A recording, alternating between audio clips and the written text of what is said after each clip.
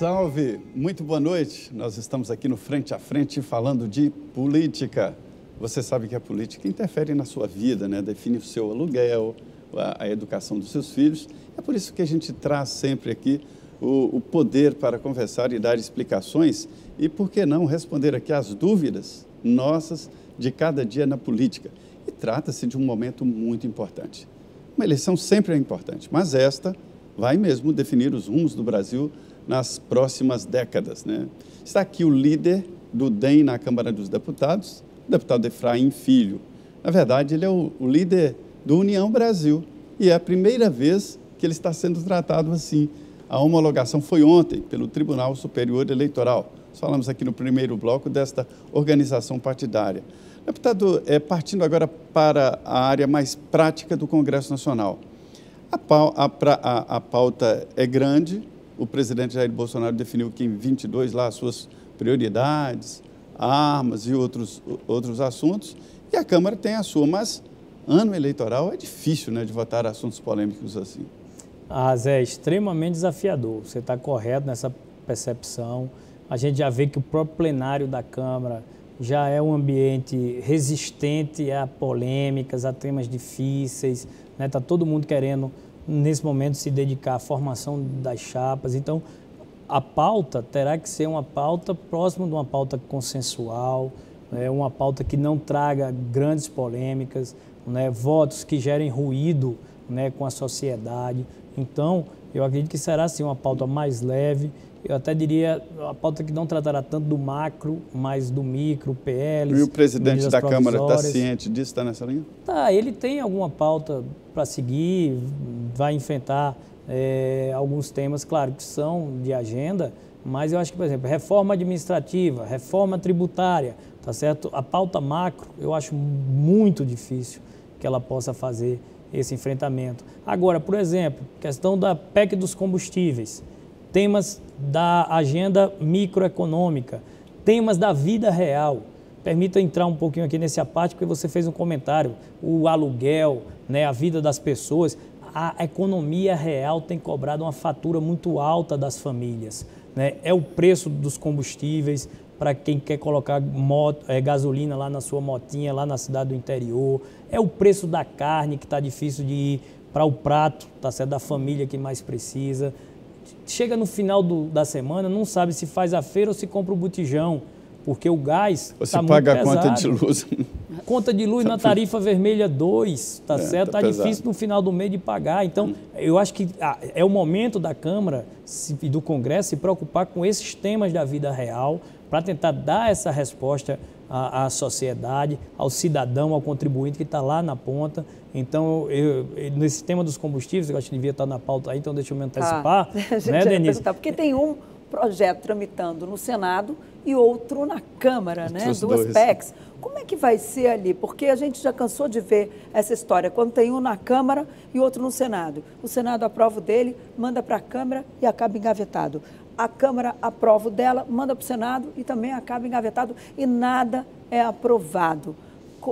No assunto combustíveis, corre o risco de se repetir essa história entre as duas casas? Corre o risco, sim. O exemplo mais recente é a reforma tributária. Pois é. Que com 2 projetos de lá para cá não deu certo com nenhum dos dois. E não seria tão difícil a gente fazer a reforma tributária, já que temos o pior modelo do mundo. Quanto à questão da PEC, qual é o grande desafio? É encontrar o texto. Porque o tema ele é bem-vindo. Eu falava um pouco sobre isso na outra resposta. O tema tem apelo social. Os parlamentares vieram do recesso, estava na base, eu vi, eu conversei com as pessoas, eu andei, eu percorri cantos e recantos lá da minha Paraíba. Tem até dentro da minha rede social, quem acompanha lá, @Efraim Filho, PB, tá certo? Meu projeto lá se chama Pé na Estrada, Denise. Andei bastante, conversei com as pessoas.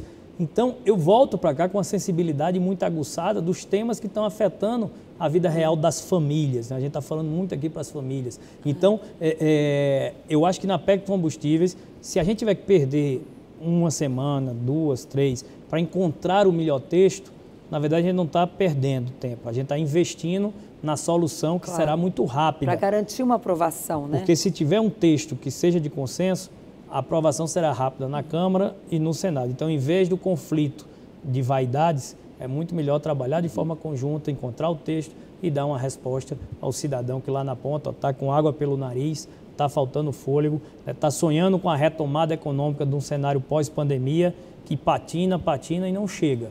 O emprego é o grande desafio do Brasil.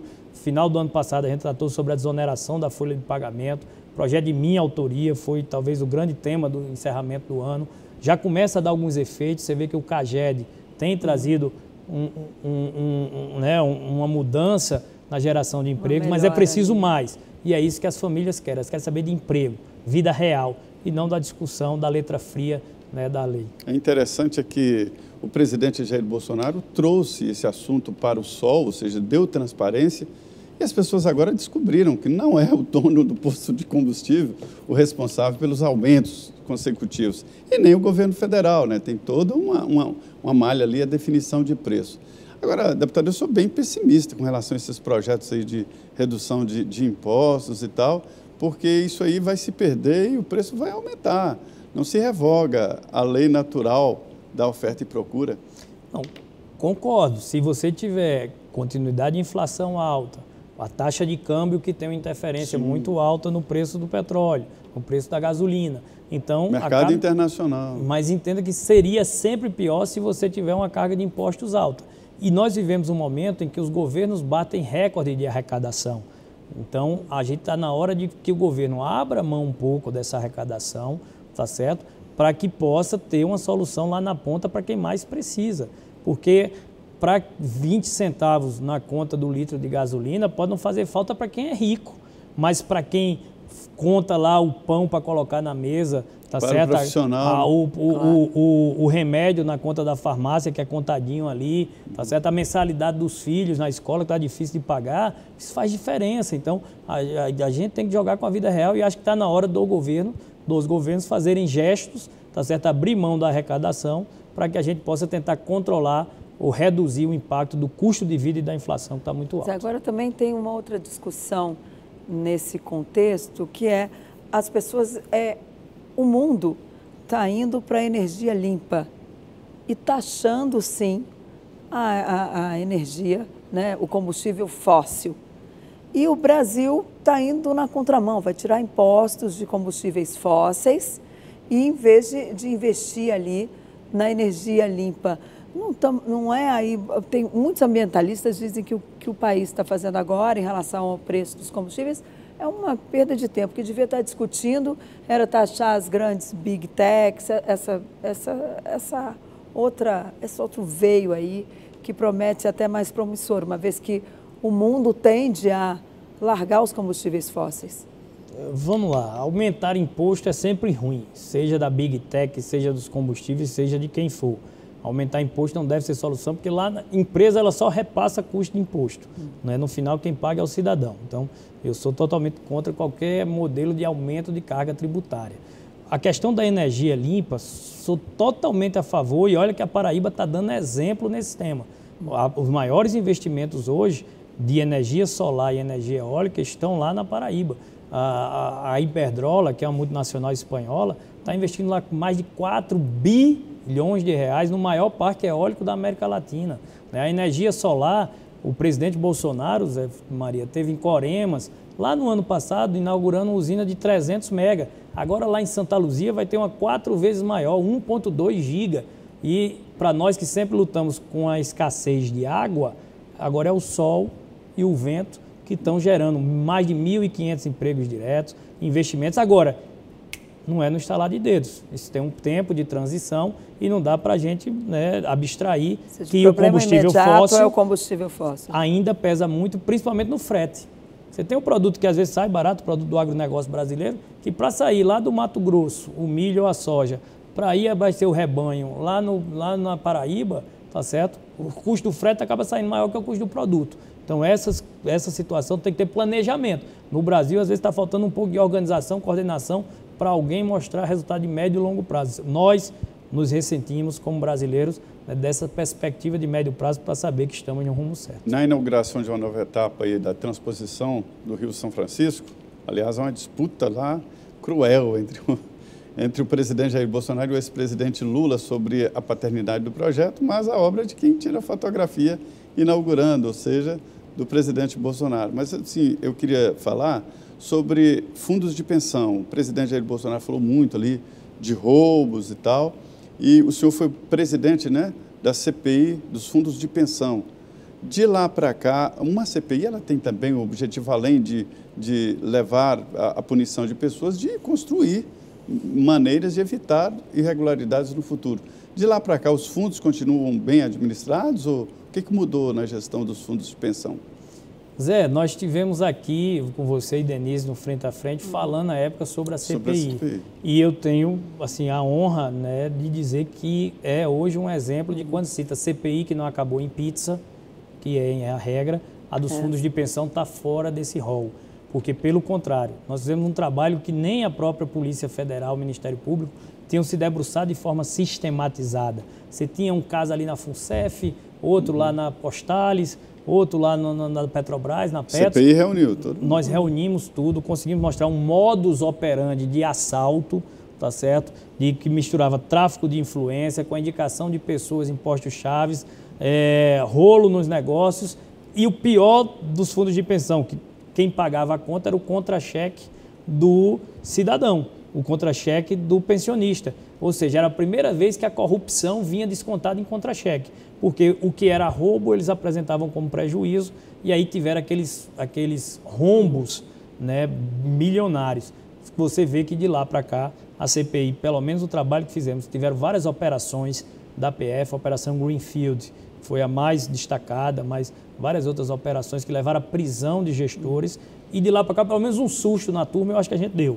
E não se escuta mais falar, né, daquelas desordens que haviam como no passado. Daria para a gente fazer um programa todo, mas sobre a CPI, eu acho que o modus operandi a gente conseguiu desarticular um pouco e a gestão hoje tem apresentado mais transparência e mais resultados positivos para o pensionista. Agora, não corre isso também de acabar acontecendo como a Lava Jato, que a gente viu que foi uma investigação rigorosa, que chegou lá e agora, não, está todo mundo livre, tudo tranquilo, não teve nada, teve roubo. As pessoas, teve gente ali, diretor da Petrobras, que devolveu o dinheiro público e agora parece que não, olha, não existiu mais. Então, os petistas que foram acusados já estão aí liberados. Como é que o senhor vê essa Operação Lava Jato, uma comparação, o senhor lembrou da Greenfield, que foi uma operação que continua, né, que não teve ali esse perdão. Agora, houve erro tão grave assim na Lava Jato, ao ponto de estar tudo perdoado? Olha, Denise, a impunidade ela é sempre um risco no Brasil. E quando ela se apresenta, ela facilita, né, que as pessoas percam o medo, o receio de voltarem a reincidir, né, em crimes. Então, eu acho que a Lava Jato ela foi muito didática, né, para o Brasil. Ali se deixou um registro, uma aula muito clara, né? Existe punição, o crime não compensa, né? Quem se locupletou da coisa pública ali respondeu. E, infelizmente, a gente viu que acabou se desfazendo, e às vezes até por questões formais, né? Não é de mérito. Inclusive, fica uma pergunta que até hoje ninguém respondeu. Enfim, mas dessas investigações que fizeram com que recuperasse dinheiro, se a pessoa está agora absolvida, esse dinheiro vai ter que ser devolvido para a pessoa? Quer dizer, coisas que ficam sem resposta. Então, a impunidade é sempre um risco no Brasil. A gente fez um trabalho muito sério na CPI, fizemos o sentido inverso, o relatório da CPI embasou operações da Polícia Federal. Quando a gente sempre viu operações de Polícia Federal que viraram CPIs, às vezes só para dar aula forte, porque a investigação estava sendo feita por aqui.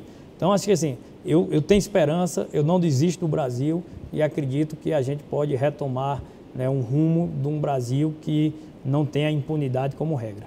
Ok, nós vamos para um rápido intervalo e eu convido você a continuar aqui com a gente. Nós voltamos em 2 minutinhos. Não saia daí.